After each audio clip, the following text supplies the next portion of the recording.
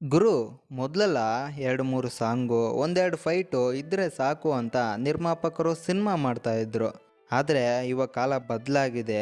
ನೋಡುವಂಥ ಪ್ರೇಕ್ಷಕರ mind set change ಆಗಿದೆ. ಕಂಟೆಂಟ್ ಇಲ್ಲದ ಸಿನಿಮಾಗಳನ್ನ ಪ್ರೇಕ್ಷಕರು ನೋಡೋದನ್ನ ಬಿಟ್ಟಿದ್ದಾರೆ. ಕೆಲವು ಪ್ರೇಕ್ಷಕರಿಗೆ ಸಿನಿಮಾ ಒಂದು ಬರೀ 2 ಗಂಟೆಯ ಕಾರ್ಯಕ್ರಮ ಆಗಿರ್ಬೋದು, ಆದರೆ ಹಲವು ಪ್ರೇಕ್ಷಕರಿಗೆ ಸಿನಿಮಾ ಒಂದು ಎಮೋಷನ್ನು. ಹಾಗಾಗಿ ಯಾವುದೇ ಕಂಟೆಂಟ್ ಇಲ್ಲದ ಸಪ್ಪೆ ಸಪ್ಪೆ ಸಿನಿಮಾಗಳನ್ನ ನೋಡಿ ನಿಮ್ಮ ಎಮೋಷನ್ಗೆ ಅರ್ಟ್ ಮಾಡ್ಕೊಳ್ಳೋಕ್ಕೆ ಹೋಗಬೇಡಿ. ನಿಮ್ಮಂಥ ಸಿನಿಮಾ ಪ್ರೇಮಿಗಳಿಗೋಸ್ಕರನೇ ಒಂದಿಷ್ಟು ಒಳ್ಳೆ ರೋಮಾಂಚನಕಾರಿ ಥ್ರಿಲ್ಲರ್ ಸಿನಿಮಾಗಳ ಲೀಸ್ಟ್ ಜೊತೆಗೆ ನಿಮ್ಮ ಮುಂದೆ ಬಂದಿದ್ದೀನಿ. ಈ ವಿಡಿಯೋ ನೋಡ್ತಾ ಇರುವ ಅಪ್ಪಟ ಸಿನಿಮಾ ಪ್ರೇಮಿಗಳಿಗೆ ವಿಡಿಯೋನ ಕೊನೆಯ ತನಕ ನೋಡಿ. ವಿಡಿಯೋ ಇಷ್ಟ ಆದರೆ ಲೈಕ್ ಮಾಡಿ, ಸಪೋರ್ಟ್ ಮಾಡಿ, ಆದರೆ ಸಬ್ಸ್ಕ್ರೈಬ್ ಮಾಡ್ಕೊಳ್ಳಿ ಅಂತ ಕೇಳೋ ಅವಶ್ಯಕತೆ ಇಲ್ಲ ಅಂದ್ಕೊಳ್ತೀನಿ. ಯಾಕಂದರೆ ತಮಗೆ ಇಷ್ಟ ಆದರೆ ತಾವೇ ಸಪೋರ್ಟು ಮಾಡ್ತೀರಾ, ಸಬ್ಸ್ಕ್ರೈಬು ಮಾಡ್ತೀರಾ ಅಂತಲೂ ಗೊತ್ತು. ಇಲ್ಲಿಗೆ ವಿಡಿಯೋ ತುಂಬಾ ಲ್ಯಾಗ್ ಆಗಿದೆ. ಇನ್ನು ನೀವು ಮಕ್ಕುಗುದು ವಿಡಿಯೋ ಸ್ಟಾರ್ಟ್ ಮಾಡಲಿ ಅಂತ ಹೇಳೋಕ್ಕೂ ಮುಂಚೆ ಸ್ಟಾರ್ಟ್ ಮಾಡೋಣ.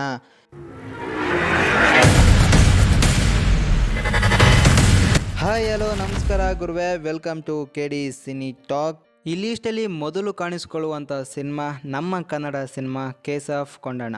ನಮ್ಮ ಕನ್ನಡ ಚಿತ್ರರಂಗದ one of the most underrated ಪ್ರತಿಭಾವಂತ ನಟ ವಿಜಯ ರಾಘವೇಂದ್ರ ಅವರು ನಾಯಕ ನಟನಾಗಿ ಮತ್ತು ದೇವಿ ಪ್ರಸಾದ್ ಶೆಟ್ಟಿ ಅವರ ನಿರ್ದೇಶನದಲ್ಲಿ ಬಂದಂತ ಸಿನಿಮಾವಿದು. ಸಿನಿಮಾದಲ್ಲಿ ಭಾವನ ಅವರು, ಖುಷಿ ಅವರು ಮತ್ತು ರಂಗಾಯಣ ರಘು ಅವರು ಪ್ರಮುಖ ಪಾತ್ರದಲ್ಲಿ ಕಾಣಿಸ್ಕೊಳ್ತಾರೆ. ಇನ್ನು ಸಿನಿಮಾದ ಲೈನ್ ಸ್ಟೋರಿ ಕಡೆ ಬರೋದಾದ್ರೆ, ಇಲ್ಲಿ ನಮ್ಮ ಹೀರೋ ಒಬ್ಬ ನಿಷ್ಠಾವಂತ ಖಡಕ್ ಪೊಲೀಸ್ ಆಫೀಸರ್, ಜೊತೆಗೆ ಮುದ್ದಾದ ಹುಡುಗಿ, ಲೈಫಲ್ಲಿ ಚಿಕ್ಕ ಪುಟ್ಟ ಸಮಸ್ಯೆಗಳು, ಗ್ಯಾಂಗ್ಸ್ಟರ್ಗಳ ಜೊತೆ ಕಿರಿಕ್ಗಳು. ಒಂದು ದಿನ ಒಬ್ಬ ಕಾಮನ್ ಮ್ಯಾನ್ ಮತ್ತು ನಮ್ಮ ಹೀರೋ ಖಡಕ್ ಪೊಲೀಸ್ ಆಫೀಸರ್ ಜೊತೆ ನಡೆಯುವಂಥ ಜಗಳದಿಂದ ತಿರುವು ತೆಗೆದುಕೊಂಡಂಥ ಸಿನಿಮಾ ನೋಡುವಂಥ ಪ್ರೇಕ್ಷಕರ ದೃಷ್ಟಿಕೋನನೇ ಚೇಂಜ್ ಮಾಡಿಬಿಡುತ್ತೆ. ಹಲವಾರು ತಿರುವುಗಳನ್ನು ತೆಗೆದುಕೊಳ್ಳುವಂಥ ಈ ಸಿನಿಮಾ ಏನು ಆಗ್ತಾ ಇದೆ ಅಂತ ಗೊತ್ತಿದ್ರೂ ಮುಂದೇನಾಗುತ್ತೆ ಅಂತ ಪ್ರೇಕ್ಷಕರನ್ನು ನೋಡುವಂತೆ ಹಿಡಿದಿಟ್ಟುಕೊಳ್ಳುವಲ್ಲಿ ಯಶಸ್ವಿ ಆಗುತ್ತೆ. ಸಿನಿಮಾದಲ್ಲಿ ನಮ್ಮ ಚಿನ್ನಾರಿ ಮುತ್ತನ ನಟನೆ ಮಾತ್ರ ಸಿನಿಮಾದ ಹೈಲೈಟ್ಸ್ ಅಂತಲೇ ಹೇಳ್ಬೋದು.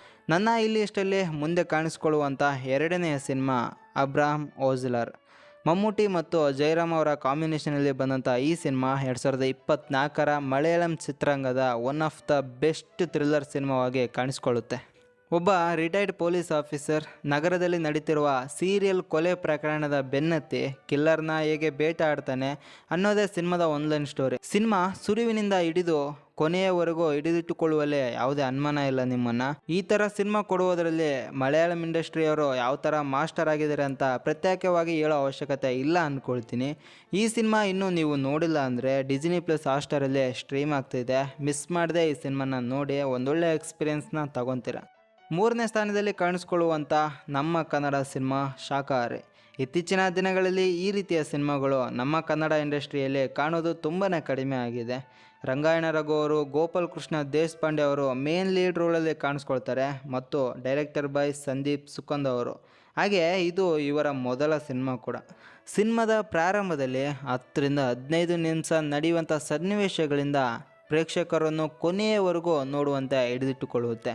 ಸಿನಿಮಾ ನೋಡಿದ ಪ್ರೇಕ್ಷಕರು ಬಾಯಿಂದ ಅಂತೂ ಇಂತೂ ನಮ್ಮ ಕನ್ನಡ ಇಂಡಸ್ಟ್ರಿಗೆ ಮತ್ತೊಬ್ಬ ಪ್ರತಿಭಾವಂತ ಡೈರೆಕ್ಟರ್ ಸಿಕ್ಕಿದ್ರು ಅಂತ ಮಾತಾಡೋ ಥರ ಸಿನಿಮಾ ಮೂಡಿಬಂದಿತ್ತು. ನೀವಿನ್ನೂ ಈ ಸಿನಿಮಾನ ನೋಡಿಲ್ಲ ಅಂದರೆ ಪ್ರೈಮ್ ವಿಡಿಯೋದಲ್ಲಿ ಸ್ಟ್ರೀಮ್ ಆಗ್ತಿದೆ, ಇವಾಗಲೇ ಹೋಗಿ ನೋಡಿ. ಬಟ್ ಈ ವಿಡಿಯೋನ ಅರ್ಧಕ್ಕೆ ಬಿಟ್ಟು ಹೋಗ್ಬಿಡಿ, ವಿಡಿಯೋನ ಕೊನೆ ತನಕ ನೋಡಿ. ಈ ಲಿಸ್ಟಲ್ಲಿ ಕಾಣಿಸ್ಕೊಳ್ಳುವಂಥ 4ನೇ ಸಿನಿಮಾ ತೆಲುಗಿನ Gaami cinema. Director by Vidyadhar Kagita ಅವರು. ಇದು ಅವರ ಚೊಚ್ಚಲ ಮೂವಿ ಕೂಡ. ತಮ್ಮಲ್ಲಿ ಇರುವ ಚಿಕ್ಕ ಬಜೆಟಿಂದಲೇ ನೋಡುವಂಥ ಪ್ರೇಕ್ಷಕರಿಗೆ ವಿಜುವಲಿ ಮತ್ತು ಯಾವ ರೀತಿ ಎಕ್ಸ್ಪೀರಿಯನ್ಸ್ ಕೊಡಬೇಕನ್ನೋದು ಡೈರೆಕ್ಟರ್ಗೆ ಒಂದು ವಿಷನ್ ಇತ್ತಲ್ಲ, ಆ ವಿಷನ್ಗೆ ಒಂದು ಸೆಲ್ಯೂಟ್ ಹೇಳಲೇಬೇಕು. ವಿಶ್ವಕ್ ಸೇನು ಮತ್ತು ಚಂದನಿ ಚೌಧರಿ ಅವರು ಸಿನಿಮಾದ ಮೇನ್ ಲೀಡ್ ಆಗಿ ಕಾಣಿಸ್ಕೊಳ್ತಾರೆ. ಕಥಾನಾಯಕನಿಗೆ ತನಗೆ ಇರುವ ಸಮಸ್ಯೆಗೆ ಪರಿಹಾರ ಬೇಕಂದರೆ ಎಂದೂ ನೋಡೋದ, ಯಾರೂ ಹೋಗಲಾರದ ಆ ಜಾಗಕ್ಕೆ ಸರಿಯಾದ ಸಮಯಕ್ಕೆ ಹೋಗುವ ಸಂದರ್ಭ ಕೂಡಿ ಬರುತ್ತೆ. ಹೋಗುವಂಥ ಸಂದರ್ಭದಲ್ಲಿ ಯಾವೆಲ್ಲ ಅಡೆತಡೆಗಳನ್ನ ಹೀರೋ ಎದುರಿಸ್ತಾನೆ ಮತ್ತು ಆ ಕಾಯಿಲೆ ಬರಲು ಕಾರಣವೇನು, ಕೊನೆಗೆ ಆ ಗುರಿನ ಮುಟ್ಟಿದ್ನಾ ಇಲ್ಲ ಅನ್ನೋದು ನೀವು ಸಿನಿಮಾನ ನೋಡಿ ತಿಳ್ಕೊಬೇಕು. ಸಿನಿಮಾ ಮಾತ್ರ ಯಾವುದೇ ಕಾರಣಕ್ಕೂ ಮಿಸ್ ಮಾಡೋಕೆ ಹೋಗ್ಬೇಡಿ, ಒಂದೊಳ್ಳೆ ಎಕ್ಸ್ಪೀರಿಯನ್ಸ್ನ ತಗೊತೀರ. ನನ್ನ ಈ ಲಿಸ್ಟಲ್ಲಿ ಕಾಣಿಸಿಕೊಳ್ಳುವಂಥ ಕೊನೆಯ ಸಿನಿಮಾ ನಮ್ಮ ಕನ್ನಡ ಸಿನಿಮಾ ಬ್ಲಿಂಕ್ ಸಿನಿಮಾ. ಇದು ನಮ್ಮ ಕನ್ನಡ ಇಂಡಸ್ಟ್ರಿಯ ಹೊಸಬರ ಸಿನಿಮಾ ಮತ್ತು ಕನ್ನಡದಲ್ಲಿ ಬಂದಂಥ one of the best science fiction thriller cinema ಕೂಡ ಇದು. Director by Srinidhi Bengaluru. ಇದು ತಮ್ಮ ಮೊದಲ ಸಿನಿಮಾ ಕೂಡ. ಸಿನಿಮಾದಲ್ಲಿ ದೀಕ್ಷಿತ್ ಶೆಟ್ಟಿ ಮತ್ತು ಚೈತ್ರ ಆಚಾರ್ಯ ಅವರು ಲೀಡ್ ರೋಲಲ್ಲಿ ಕಾಣಿಸ್ಕೊಳ್ತಾರೆ. ಸಿನಿಮಾ ನೋಡ್ತಿರ್ಬೇಕಾದ್ರೆ ಸ್ಕ್ರೀನ್ ಪ್ಲೇ ಮತ್ತು ಬ್ಯಾಕ್ಗ್ರೌಂಡ್ ಸ್ಕೋರು ಗಮನ ಸೆಳೆಯೋದು ಒಂದು ಕಡೆ ತೂಕ ಆದರೆ, ಇನ್ನೊಂದು ಕಡೆ ದೀಕ್ಷಿತ್ ಶೆಟ್ಟಿ ಮತ್ತು ಚೈತ್ರ ಆಚಾರ್ಯ ಅವರ ಸೆಟಲ್ ಆ್ಯಕ್ಟಿಂಗ್ ಅಂತಲೇ ಹೇಳ್ಬೋದು. ಸಿನಿಮಾದ ಒನ್ಲೈನ್ ಸ್ಟೋರಿ ಕಡೆ ಬರೋದಾದರೆ, ನಮ್ಮ ಹೀರೋ ಇಲ್ಲಿ ಒಬ್ಬ ಅಪೂರ್ವ ಒಂದು ದಿನ ಒಂದು ಜಾಗದಲ್ಲಿ ಕೆಲಸ ಮಾಡ್ತಿರ್ಬೇಕಾದ್ರೆ ಒಬ್ಬ ತಾತ ಆಕಸ್ಮಿಕವಾಗಿ ಬಂದು ಒಂದು ವಿಷಯನ ಹೇಳಿ ಮಾಯ ಆಗಿಬಿಡ್ತಾನೆ. ಆ ತಾತ ಹೇಳಿದ ವಿಷಯ ಏನು, ಆ ತಾತ ಯಾರು, ಮತ್ತೆ ಆ ತಾತ ಅವನಿಗೆ ಸಿಗ್ತಾನಾ ಇಲ್ಲ, ಇಲ್ಲಿ ಪಾಸ್ಟ್ಗೂ ಪ್ರೆಸೆಂಟ್ಗೂ ಟೈಮ್ ಟ್ರಾವೆಲ್ ಹೇಗೆ ಬರುತ್ತೆ, ಪಾಸ್ಟಲ್ಲಿ ನಡೆದಂಥ ಸನ್ನಿವೇಶಗಳನ್ನ ಪ್ರೆಸೆಂಟಲ್ಲಿ ನಡೀತಿರುವ ಸನ್ನಿವೇಶಗಳನ್ನ ನೋಡುವಂಥ ಪ್ರೇಕ್ಷಕರಿಗೆ ಅದ್ಭುತವಾಗಿ ಕನ್ವೆ ಮಾಡಿದ್ದಾರೆ. ನೀವಿನ್ನು ಈ ಸಿನಿಮಾನ ನೋಡಿಲ್ಲ ಅಂದರೆ ಮಿಸ್ ಮಾಡೋಕ್ಕಂತೂ ಹೋಗಲೇಬೇಡಿ. ಈ ಸಿನಿಮಾನ ಒಂದೊಳ್ಳೆ ಎಕ್ಸ್ಪೀರಿಯೆನ್ಸು ಕೊಡುವಂಥ ಸಿನಿಮಾ. ಈ ಸಿನಿಮಾ ಪ್ರೈಮ್ ವಿಡಿಯೋದಲ್ಲೇ ಸಿಗುತ್ತೆ. ಇವಾಗಲೇ ಹೋಗಿ ನೋಡಿ ಒಂದೊಳ್ಳೆ ಎಕ್ಸ್ಪೀರಿಯೆನ್ಸ್ ತಗೊಳ್ಳಿ. ಇವೆಲ್ಲ ಸಿನಿಮಾಗಳನ್ನ ಬರೀ ನಾನು ರೆಕಮೆಂಡ್ ಮಾಡಿದ್ದೀನಿ ಅಂದಷ್ಟಕ್ಕೆ ನೋಡಲೇಬೇಕು ಅಂತೂ ಏನೂ ಇಲ್ಲ. ನಿಮಗೆ ಈ ಸಿನಿಮಾಗಳನ್ನ ನೋಡಬೇಕು ಅಂದರೆ ಯೂಟ್ಯೂಬಲ್ಲಿ ಟ್ರೈಲರ್ಸು ರಿವ್ಯೂಸು ಎಲ್ಲ ಸಿಗ್ತವೆ. ಒಮ್ಮೆ ಅವನ್ನು ನೋಡಿ ನಿಮಗೆ ನೋಡಬೇಕು ಅಂತ ಅನಿಸಿದರೆ ಒಂದೊಳ್ಳೆ ಎಕ್ಸ್ಪೀರಿಯೆನ್ಸ್ ಸಿಗುತ್ತೆ. ಸಿನಿಮಾಗಳನ್ನ ಮಿಸ್ ಮಾಡೋಕ್ಕೆ ಹೋಗಲೇಬೇಡಿ. ಮುಂದೆ ಇದೇ ಥರದ ಒಳ್ಳೊಳ್ಳೆ ಕಂಟೆಂಟೊಂದಿಗೆ ಸಿಗ್ತಾ ಇರ್ತೀನಿ ಅಂತ ಹೇಳ್ತಾ ಈ ವಿಡಿಯೋನ ಇಲ್ಲಿಗೆ ಮುಗಿಸ್ತಾ ಇದ್ದೀನಿ. Signing off your ಕೆಡಿ.